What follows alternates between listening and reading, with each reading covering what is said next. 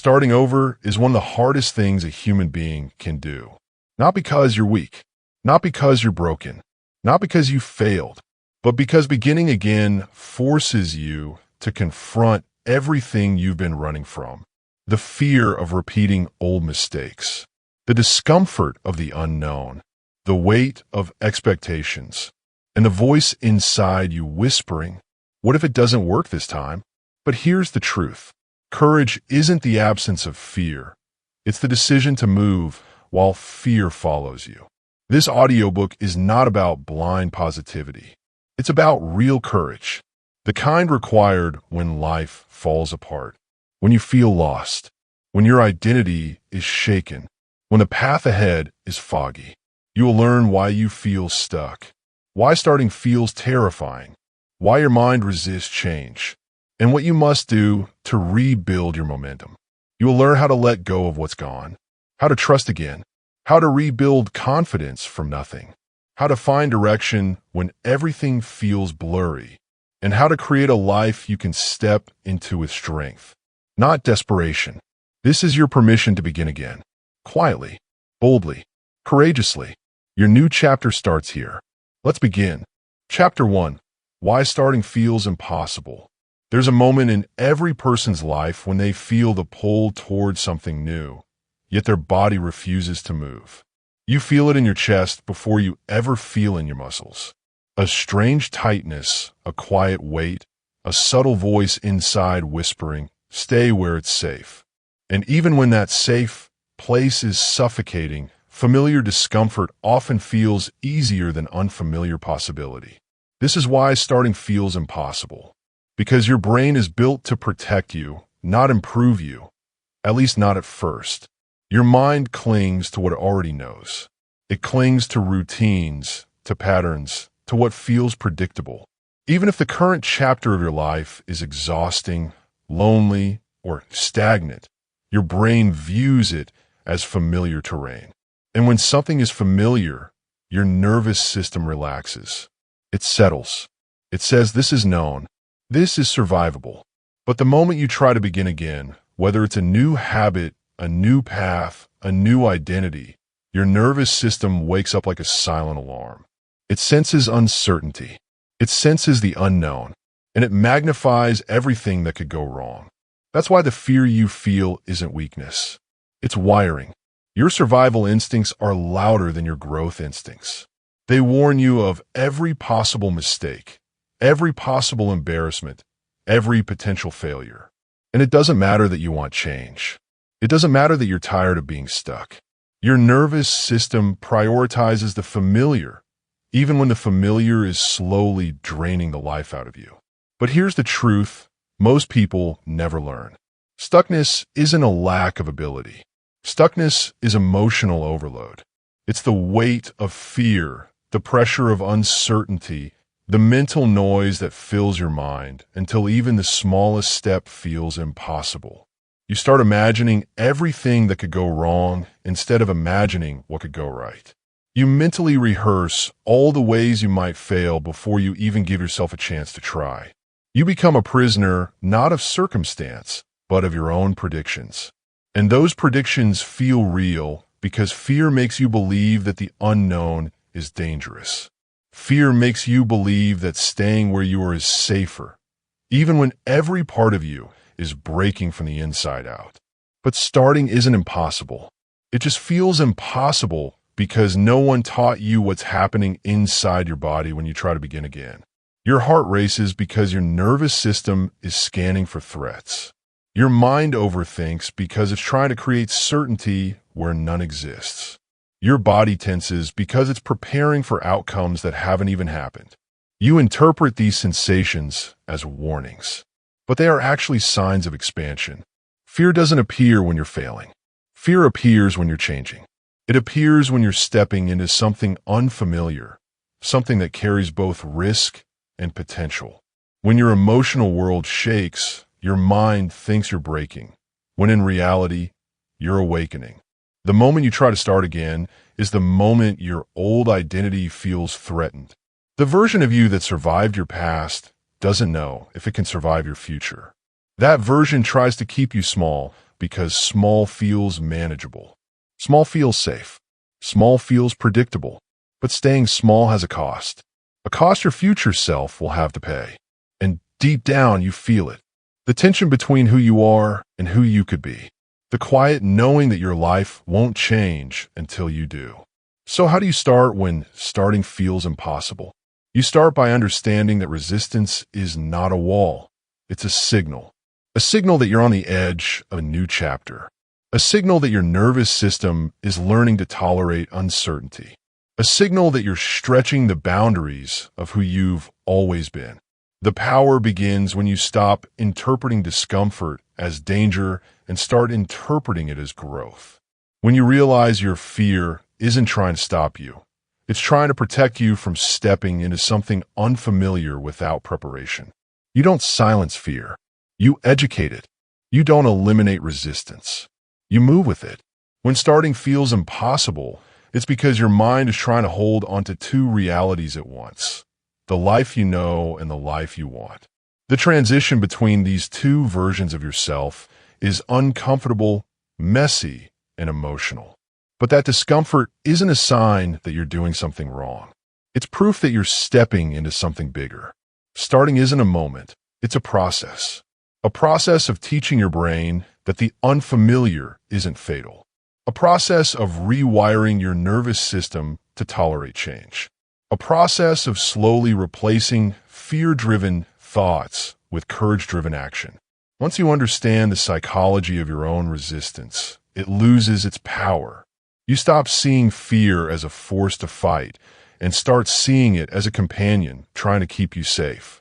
You stop waiting for courage to appear and start realizing courage is something you build by moving, even shakily, toward what you want. The truth is simple. You are not stuck because you're incapable. You are stuck because you're overwhelmed. And overwhelmed people don't need motivation. They need clarity. Clarity begins with understanding. Understanding begins with awareness. And awareness begins right here, with acknowledging that the hardest part of beginning again isn't the beginning itself.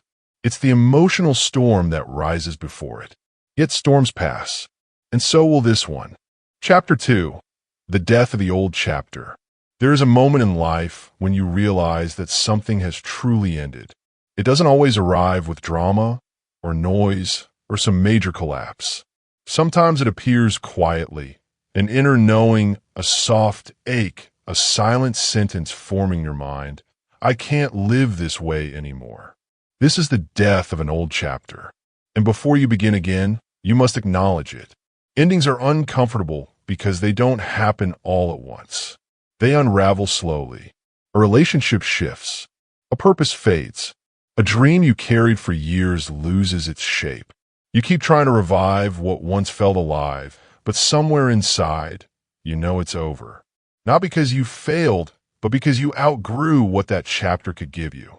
Yet most people don't know how to let go. Not because they're weak, but because they're attached to the identity that chapter gave them. You don't just lose a phase of life. You lose the version of yourself that lived it. Grieving this old identity is necessary. Not optional. Not dramatic. Necessary. We often imagine grief only in the context of losing people, but you grieve old dreams, old habits, old routines, old ambitions, old beliefs, old versions of yourself that you once thought were permanent.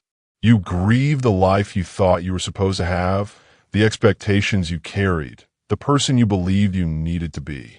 This grief creates an emotional fog. It blurs your clarity.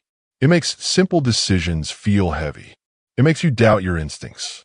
You feel stuck not because you don't know what to do next, but because you're still emotionally tangled with what used to be.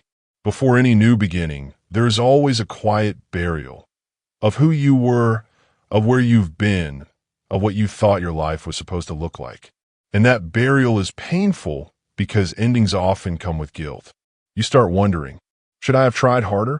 Was it my fault? Did I give up too early? What will people think? But endings do not require blame. They simply require acceptance.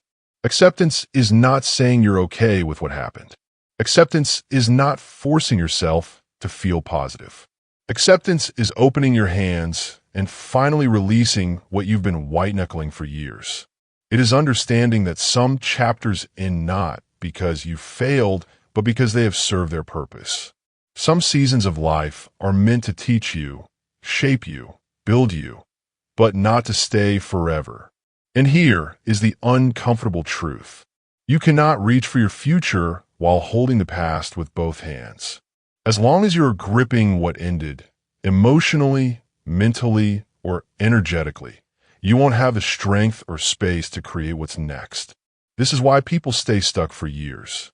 Not because the path ahead is impossible, but because they keep looking backward, replaying old stories, trying to revive a version of life that no longer exists. When you finally let go, something shifts inside you. You stop asking, "How do I fix the past?" and start asking, "What do I want my future to look like?" That shift is the true beginning of reinvention. But letting go doesn't happen through force. It happens through acknowledgement. You acknowledge the pain. You acknowledge the disappointment. You acknowledge the nostalgia, the gratitude, the confusion. You give yourself permission to feel the heaviness without rushing into the next chapter just to avoid emotional discomfort. This pause is sacred. This pause is the bridge between who you were and who you are becoming. Many people fear this silence because silence exposes truth, and the truth is often uncomfortable. You've stayed in old chapters longer than you should have. You've held on to people, habits, goals, and versions of yourself that were already fading. You've avoided endings because endings feel like failure. But endings are growth. Endings are evolution. Endings are internal declarations that say, "I deserve more than this." Letting go is not losing. Letting go is choosing. You choose to stop watering dead plants. You choose to stop reviving cycles that keep wounding you. You choose to stop carrying identities that no longer feel like home. You choose to step out of the skin of who you used to be so you can grow into someone new. There is power in choosing. There is power in honoring what ended without letting it define what comes next. And here's the part we rarely acknowledge. Every time something ends, space is created. Space for clarity, space for healing, space for new dreams that couldn't find room before. When you release an old chapter, you clear emotional real estate for the life you actually want to build. But before that happens, there is always a quiet moment of emptiness. Don't fear that emptiness. It's not the end of your story. It's the clearing where your new story will be built. Most people rush to fill the emptiness with noise, distractions, decisions, or forced optimism. But emptiness is a teacher. Emptiness gives you room to breathe. Emptiness gives you a chance to hear your own voice instead of the noise of expectations and obligations. This emptiness is not a void. It is the birthplace of direction. The death of the old chapter is not a loss. It is an invitation to grow, to redefine yourself, to step into a version of life you didn't have the space or strength to claim before. Letting go is hard, but staying in a chapter that has ended is harder. Your next beginning is waiting. But first, you must honor what ended, gently, honestly, and courageously. Chapter 3. Releasing the fear of repeating mistakes. There's a unique kind of fear that shows up when you try to begin again. It's not the fear of the unknown. It's not even the fear of failure. It's the fear of repeating the very mistakes that once broke you. It's the fear of living the same pain twice, of walking into the same pattern again, of trusting yourself only to fall in the same way you did before. This fear is powerful because it carries memory. Your brain remembers every wound. Your heart remembers every disappointment. Your body remembers every moment you felt ashamed, defeated, or betrayed by your own decisions. And so, when you try to start over, your mind protects you the only way it knows how, by reminding you of every past outcome that hurt you. Not to discourage you, but to shield you. Not to punish you, but to prevent you from suffering again. The problem is the mind cannot distinguish between genuine danger and emotional memory. So it convinces you that repeating the past is inevitable. But here is the truth most people never realize. Fear of repetition stops more people than the past ever did. The past itself doesn't imprison you. Your interpretation of it does. You assume your old mistakes define your future decisions. You assume your old patterns are permanent. You assume that starting again means reliving the same story. But mistakes only repeat when they remain unexamined. Patterns only return when they are not understood. Cycles only continue when you avoid looking deeper. Your past mistakes were not signs of who you are. They were simply reflections of who you were at that time. Your level of awareness, your emotional state, your beliefs, your environment, your coping mechanisms. You did not fail because you were incapable. You failed because you did not yet know what you know now. Reflection turns fear into information. Information turns information into strategy. Strategy turns mistakes into growth. This is why some people evolve faster. They don't avoid their past. They study it. They look at their patterns honestly. They ask themselves questions that most people are too afraid to face. What was I trying to protect? What was I trying to avoid? What emotion was driving that decision? What did I not know then that I know now? When you examine your past choices with compassion instead of shame, everything changes. The fear of repetition loses its power because your brain stops seeing the past as a threat and starts seeing it as data. And with data, you can choose differently. Your old mistakes are not curses. They're maps. Maps that show you where the cracks were, where the warning signs hid, where you ignored your intuition, where you rushed, where you tolerated too much, where you abandoned yourself to keep something else alive. And once you understand the map, you don't repeat the journey. You chart a new one. But to do that, you must release the belief that your past defines you. It doesn't. Your past reveals who you were, not who you can become. And the version of you reading this right now is not the version who made those mistakes. You know more. You feel more. You understand more. You've survived more than you give yourself credit for. Growth changes you at a level that makes repetition less likely, not more. But here's the challenge. Your mind doesn't trust your growth yet. It still sees you as the old you, the one who made those choices, ignored those signs, stayed too long, tried too hard, or acted from fear instead of clarity. So when fear tells you, what if you make the same mistake again? You answer it with the truth. I'm not the same person who made it. You grow differently when you know better. You choose differently when you understand yourself. You move differently when you trust your evolution. Fear relies on the assumption that you haven't changed. Courage relies on the evidence that you have. And sometimes the evidence is subtle. It's not a dramatic transformation. It's the small awareness you carry now, the awareness of what drained you, what misled you, what triggered you, what you outgrew. Awareness is the foundation of transformation. A single moment of clarity can prevent a lifetime of repeated mistakes. The people who evolve fastest aren't the people who avoid mistakes. They're the people who refuse to repeat them. They know the past is only a teacher, never a judge. They know reflection is more important than perfection. And they know that beginning again is not about erasing the past, but using it. When you fear repeating a mistake, remember this. You're not afraid of the mistake itself. You're afraid of being the same version of yourself who made it. And you're not that version anymore. Every struggle you survived matured you. Every heartbreak clarified you. Every disappointment shaped you. Every ending awakened you. You did not go through all of that to repeat the same story. You went through it to write a new one. Your new beginning does not require perfection. It requires understanding. Understanding of the past. Understanding of yourself. Understanding of the path ahead. Release the fear of repetition. Release the belief that the past controls the future. Release the idea that your mistakes define your destiny. You are allowed to begin again, not as who you were, but as who you've become.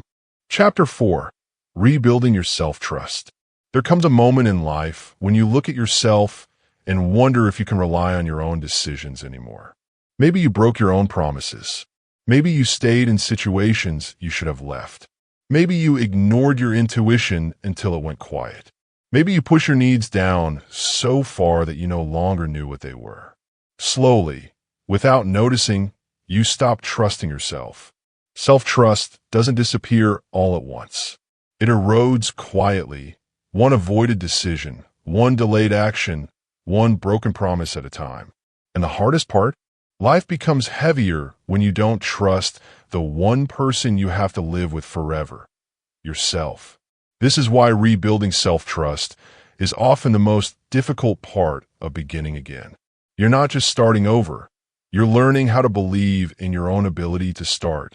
You're learning how to rely on yourself again after seasons of doubt, confusion, and emotional exhaustion. The biggest block to starting over is not fear. It's not lack of clarity. It's not uncertainty. It is the quiet belief that you won't follow through. That belief is heavy. It makes every step feel meaningless. It makes every goal feel out of reach. It makes every dream feel like a fantasy instead of a possibility. But self-trust is not something you magically feel. Self-trust is something you rebuild through action, not emotion. You rebuild it through small promises, tiny commitments, micro moments of reliability. Because confidence is not a feeling you wait for. It is a feeling you generate through repeated proof. You don't wake up one day suddenly trusting yourself again. You grow that trust with every small promise you keep. The process starts simple. You say you'll drink a glass of water, and you do. You say you'll walk for 5 minutes, and you do. You say you'll put your phone down for 10 minutes, and you do. At first, these actions feel insignificant. They feel too small to matter. But the truth is, small promises rebuild broken foundations. Every time you follow through, even on something tiny, your mind registers a message. I can rely on myself again. Over time, this internal message becomes your new identity. But before rebuilding comes something even more powerful. Forgiving the old version of you.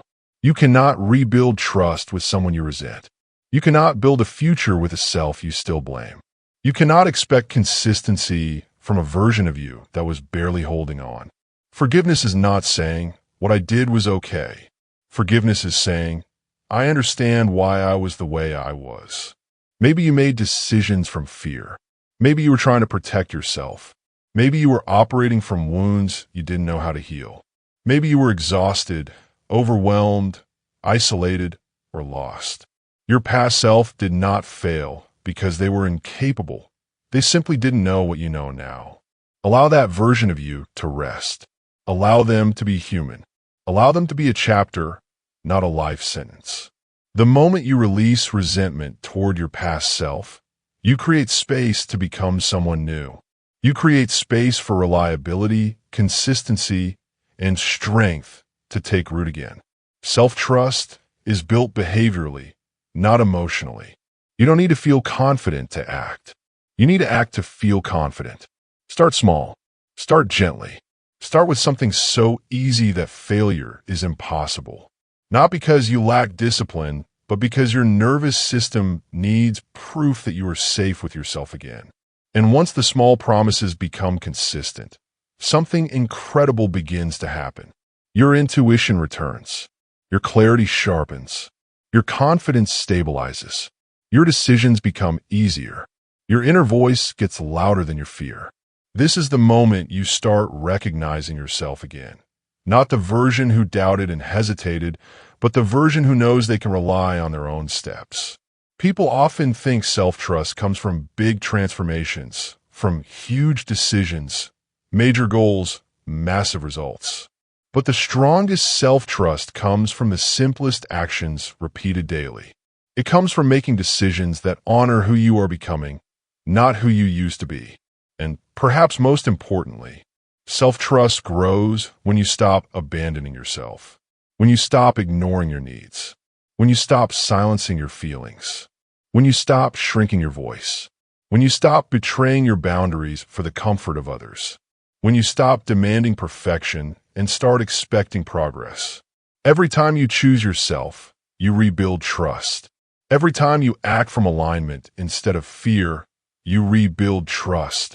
Every time you honor your truth, even quietly, you rebuild trust. Rebuilding self-trust is not about becoming who you were. It's about becoming someone stronger than you've ever been.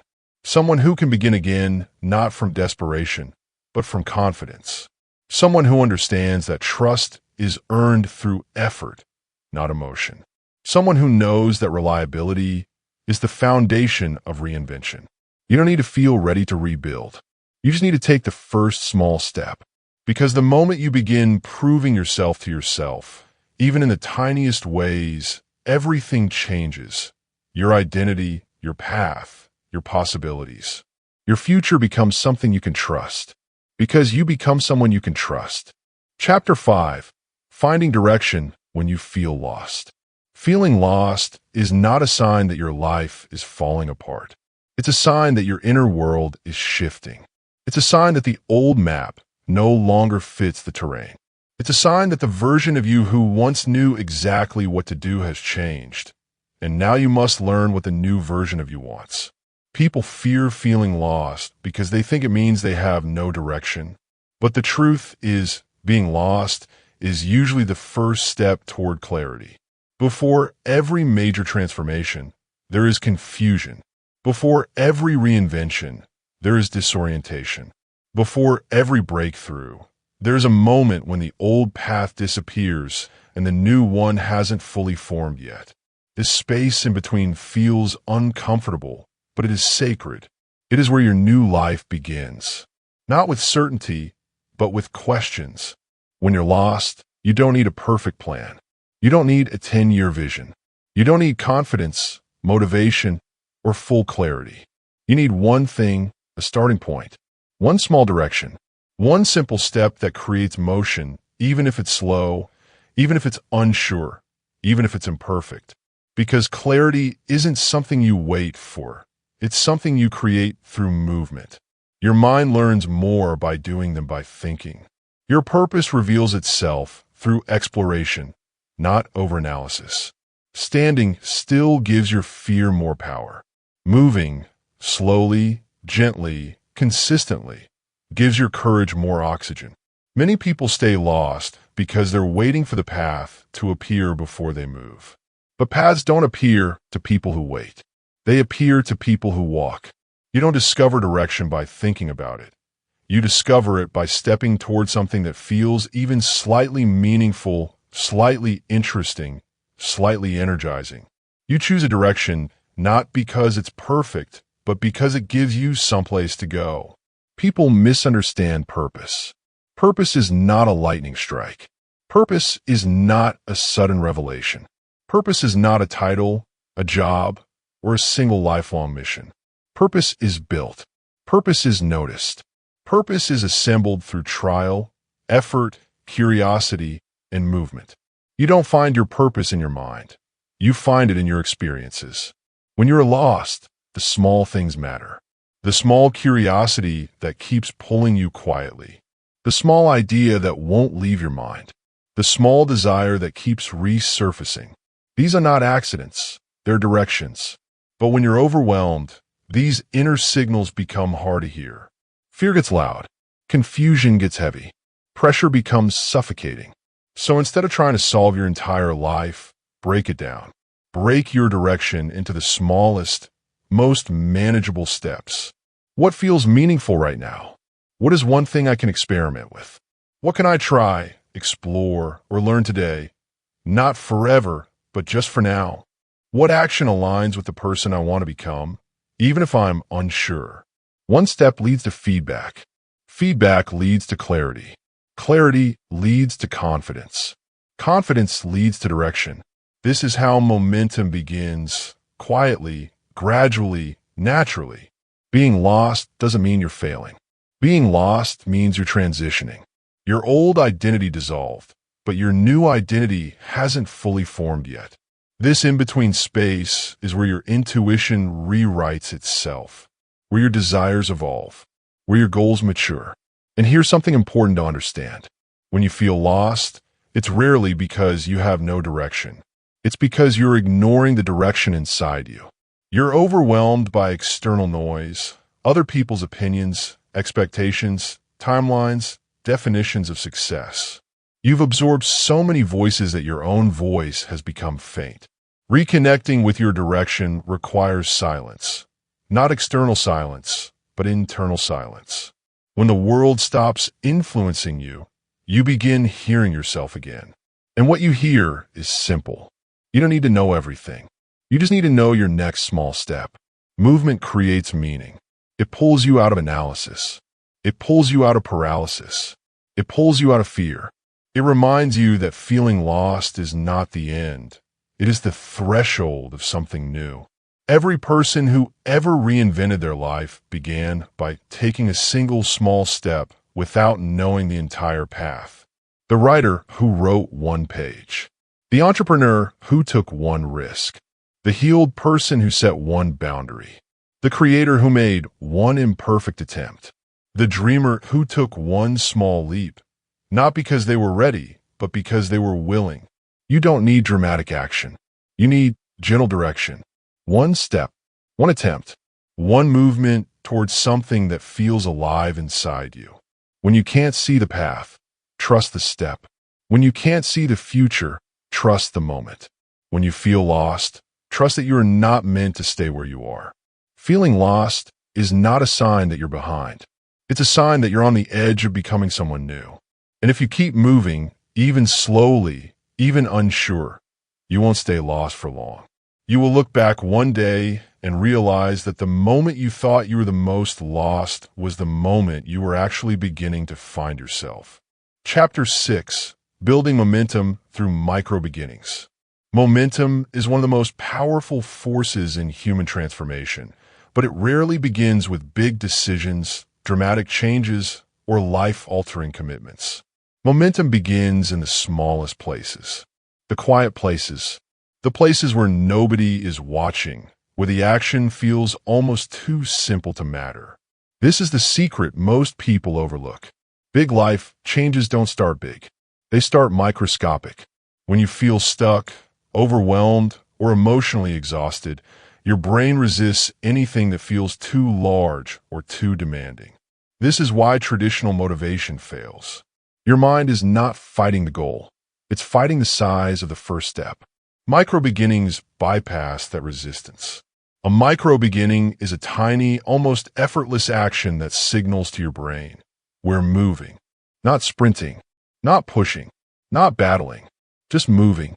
And movement, no matter how small, is magnetic. It creates energy. It creates direction. It creates belief. It creates the momentum you need to continue. You don't start by running 5 kilometers. You start by putting your shoes on. You don't start by writing a full chapter. You start by writing one sentence. You don't start by transforming your life. You start by transforming the next 5 minutes. 5 minutes is small enough for the nervous system to accept, but powerful enough to shift your identity from someone who wants to begin to someone who has begun. This is how micro beginnings work. They remove the emotional weight from starting. They remove the fear from the first step. They remove the overwhelm that has kept you paralyzed for years. The mind likes small. The mind likes manageable. The mind likes simple wins. And each small action triggers your brain's reward system.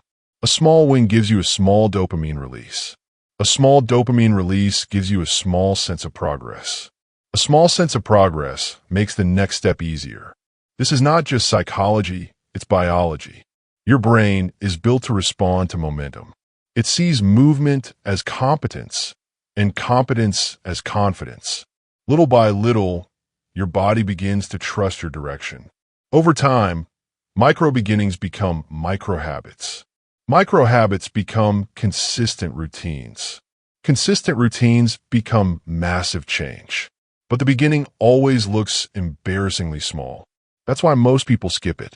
They look at the tiny action and think, this won't do anything. And because they underestimate the small, they never build the momentum needed for the big. The people who succeed understand something different. You don't get motivated and then take action. You take action and then become motivated. Micro beginnings create the motivation you've been waiting for. You don't need to believe in yourself to start. You need to start to believe in yourself. One of the most powerful ways to create momentum is to choose an action so small that resistance has no reason to argue. Something your brain cannot reject. Something your emotions cannot sabotage. Something your fear cannot exaggerate. Start with one push-up, one page, one glass of water, 1 minute of stillness, one door cleaned, one message sent, one small step towards something meaningful. These actions may seem insignificant, but they are identity builders. Every time you take a tiny step, you send yourself a message. I can move. I can change. I can begin. I'm not stuck. And that message is more important than the action itself. Because once you see yourself as someone who can start, you naturally become someone who can continue. Micro beginnings also help you avoid one of the biggest traps in transformation: perfectionism. Perfectionism convinces you that if you can't start perfectly, you shouldn't start at all. But micro beginnings destroy perfectionism at its roots. You can't fail a 5-minute start. You can't ruin a 1-sentence attempt. You can't break a 1-minute habit. Small steps make perfection impossible, which makes progress unavoidable. And here's the truth. Your life doesn't change when you do something once. Your life changes when you do something continuously. Micro beginnings make continuously possible. Even when you're tired, even when you're stressed, even when you lack motivation, even when your emotions are loud, even when your past tries to pull you back, a small step is always possible. And because it's possible, it's powerful. When you look back on any transformation, any reinvention, any healing journey, any breakthrough, you will rarely remember the big moments first. You will remember the small, almost invisible ones. The night you decided to clean your room, the morning you took a 5-minute walk, the moment you wrote a single sentence, the day you told yourself, just start. Small beginnings are not symbolic. They are structural. They are the foundation of your future self. Micro beginnings won't feel heroic. They won't feel groundbreaking. They won't feel impressive, but they will feel possible. And possible is enough to change your entire life. Big change does not come from big starts. Big change comes from small starts repeated over time. If you begin small, you will begin consistently. If you begin consistently, you will build momentum. If you build momentum, you will reinvent your life. Your new beginning starts with something tiny, something laughably simple, something easy enough to do today, not someday. Take the smallest step imaginable, and you'll be shocked by how far it carries you. Chapter 7. Mastering the emotional waves of starting over. When you begin again, your emotions do not line up neatly. They don't cooperate. They don't wait patiently for your clarity or confidence to arrive. They move in waves, big, unpredictable, sometimes contradictory waves that can overwhelm even the strongest mind. Starting over is emotional long before it becomes practical. It challenges your identity, your beliefs, your memories, and your fears.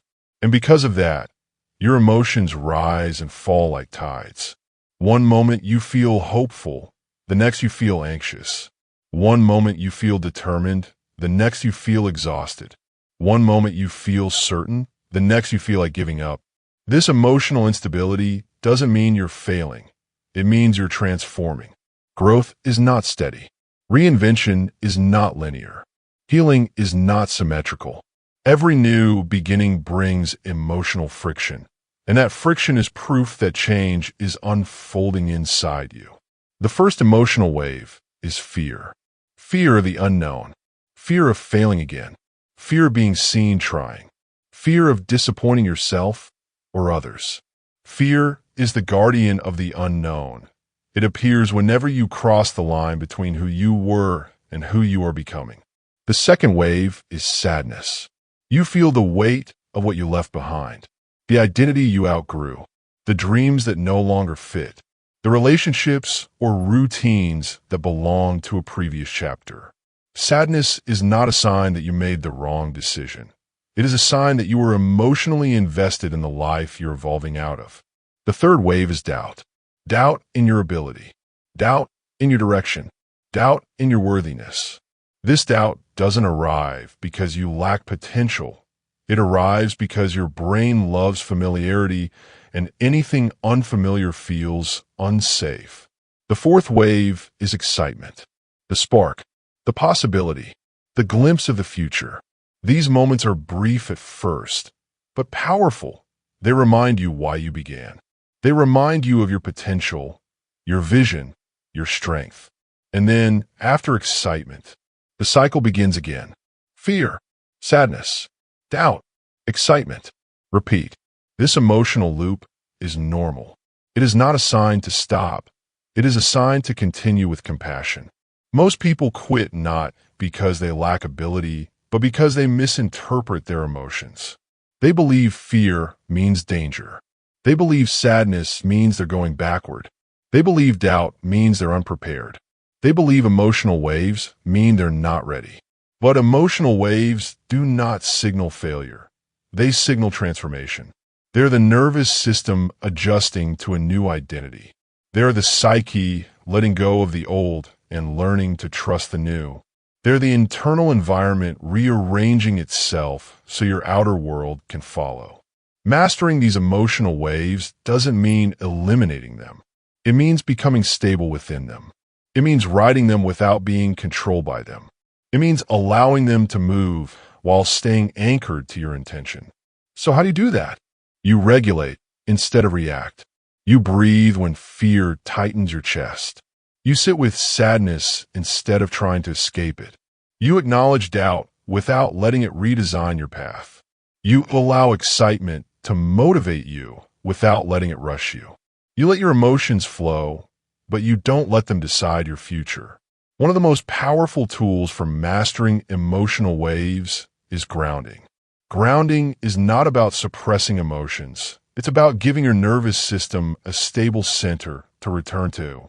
Grounding can look like a slow breath, a short walk, 5 minutes of silence, writing out your thoughts, stretching your body, placing your hand on your chest and saying, "I'm safe." These small acts tell your nervous system, we are allowed to change. We are allowed to grow. We are allowed to begin again. Emotional stability is not emotional silence. It is emotional resilience. The ability to feel deeply without collapsing. The ability to continue moving even while your emotions are loud. The truth is, growth requires emotional bandwidth, not emotional perfection. You do not need to feel strong every day. You do not need to be confident all the time. You do not need to love every step of the journey. What you need is the capacity to navigate your inner world with compassion rather than criticism. To understand that your emotions are temporary. To trust that they will rise and fall without destroying your path. When you master your emotional waves, you master the art of starting over. You become unshakable, not because you feel no fear, but because fear no longer dictates your direction.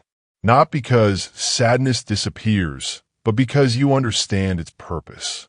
Not because doubt goes quiet, but because you learn to move even while holding it. The waves will keep coming, but eventually they will become familiar. You will no longer fear them.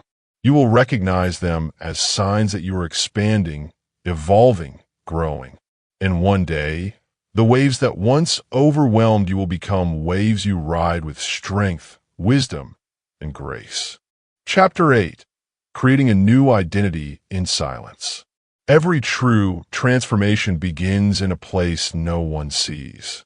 Long before your life changes externally, something shifts internally, quietly, privately, secretly. This is why the most powerful reinventions don't begin with announcements, declarations, or grand gestures. They begin in silence. Silence is not emptiness. Silence is incubation. It is where the new version of you begins to take shape, long before the world notices anything different.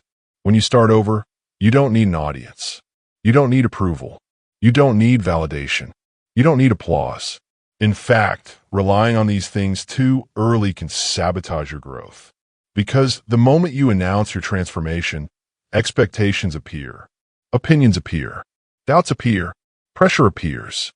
Suddenly, your journey is no longer yours. It becomes a performance. But reinvention is not performance. Reinvention is personal evolution, and evolution happens best away from the noise. Quiet transformation protects you. It protects your energy. It protects your focus. It protects the fragile, emerging version of yourself that is still learning to breathe. Think of your transformation like a seed. A seed does not grow in the open. It grows underground where no one can see it. It grows in darkness before it ever reaches the light. It grows silently, but that silence is necessary because early growth is delicate. Your new identity is the same. It needs time away from judgment. It needs space away from comparison. It needs freedom away from the expectations that shaped your old life.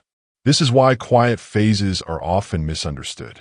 People assume silence means stagnation, but silence often means preparation. You're shedding old habits. You're questioning old beliefs. You're breaking old patterns. You're choosing new behaviors. You're rewriting how you think, act, respond, and exist. And this internal work does not announce itself. It whispers. It hums. It unfolds slowly, quietly, consistently. Most people rush this process because they feel guilty being unseen. They feel pressured to show progress. They feel obligated to explain themselves. They feel uncomfortable doing the inner work without external recognition. But the truth is, the more silent your transformation, the stronger it becomes. Because silence gives you room to experiment, to fail without shame, to adjust without commentary, to grow without interruption. You are not required to justify your growth to anyone. You are not required to explain your healing. You are not required to announce your decisions. You are not required to prove your progress. Your new identity does not need witnesses. It needs commitment. And commitment grows best in privacy. As you transform, something beautiful happens. Your actions begin to change. Your thoughts become clearer. Your boundaries become stronger. Your habits become more aligned. Your decisions shift. People may not notice immediately, but you will. You'll feel subtle changes in how you think, how you speak, how you react, how you show up. These internal shifts are the foundations of your new identity. They're the quiet victories that matter more than any visible milestone. And eventually, without forcing it, without planning it, without announcing it, the world begins to notice.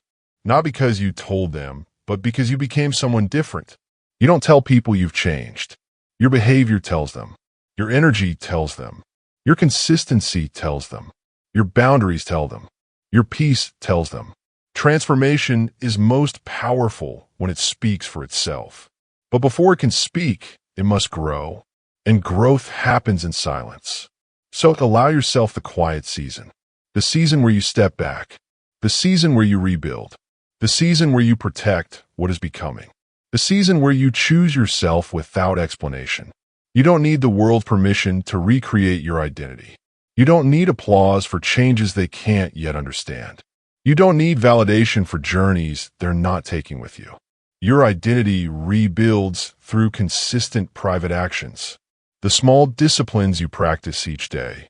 The decisions no one knows you made. The habits you keep even when no one is watching.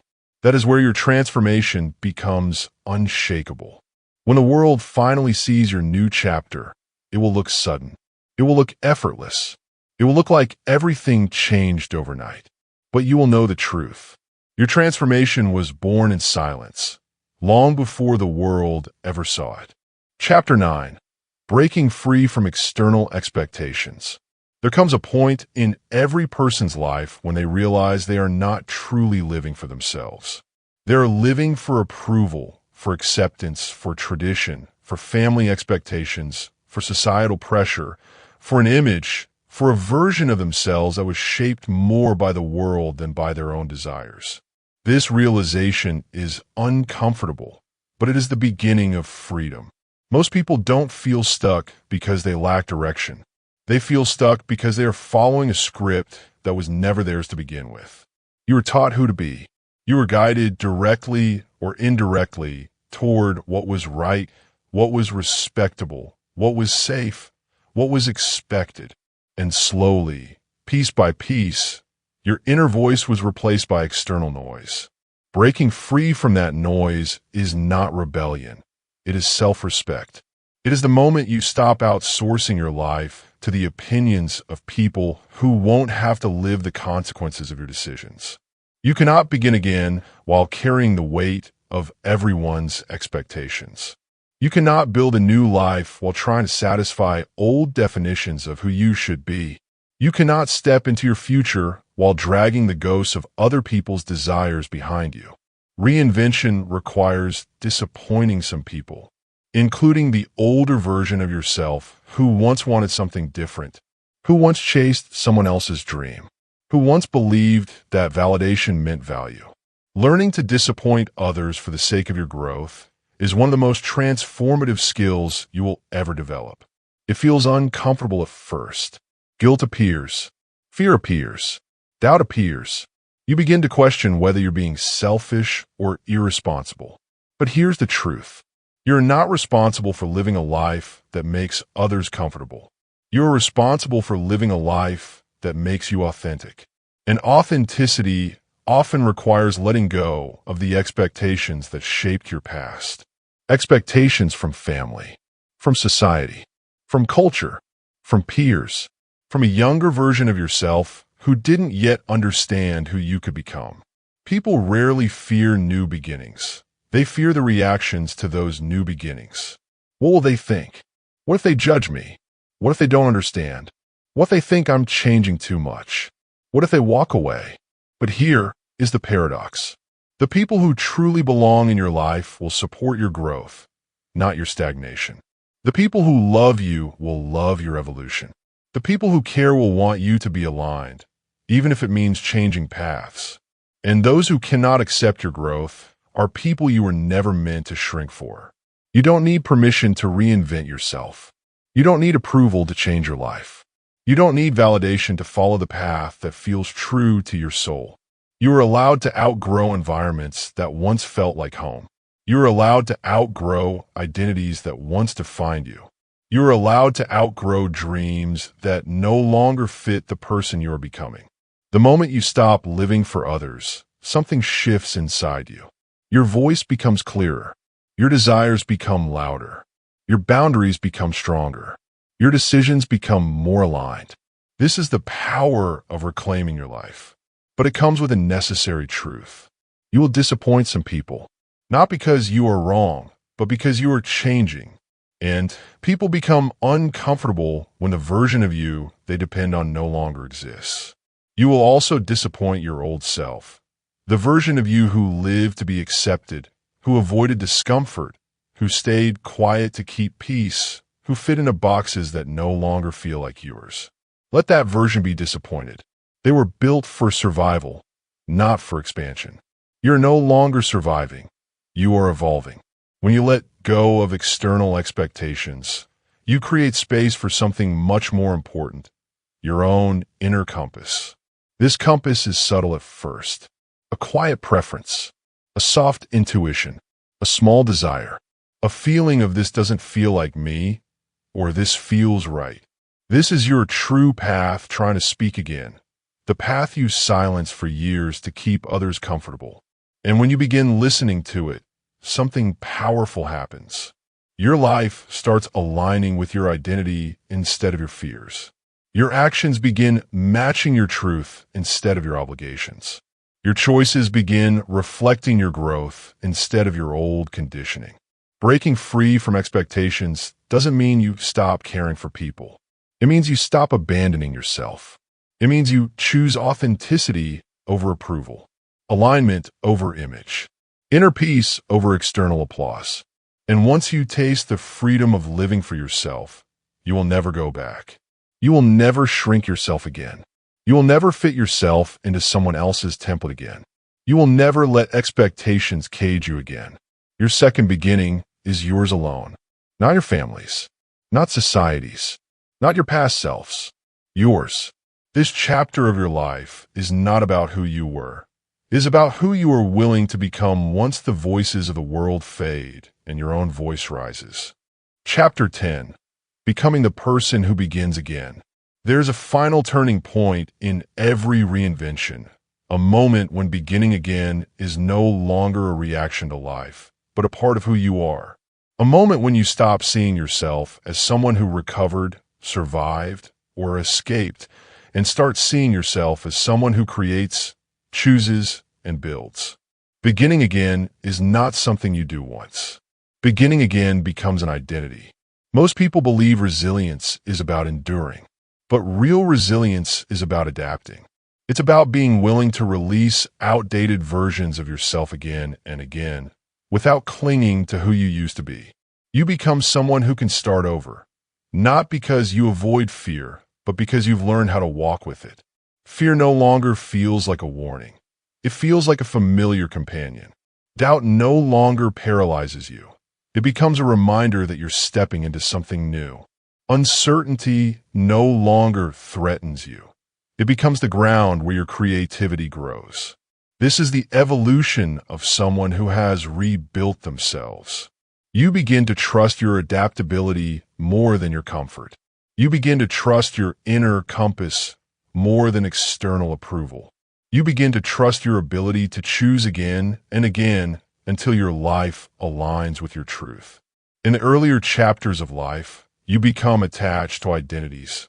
I'm this kind of person. I can only do that. I don't belong there. I'm not capable of that. But beginning again teaches you something revolutionary. You're not a fixed identity. You are a fluid becoming. You're allowed to grow out of old labels. You are allowed to reinvent your strengths.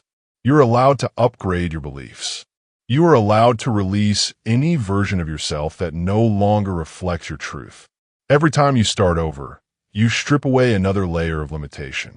And slowly, you meet the real you, the version that existed beneath the conditioning, beneath the fear, beneath the expectations, beneath the weight of old stories.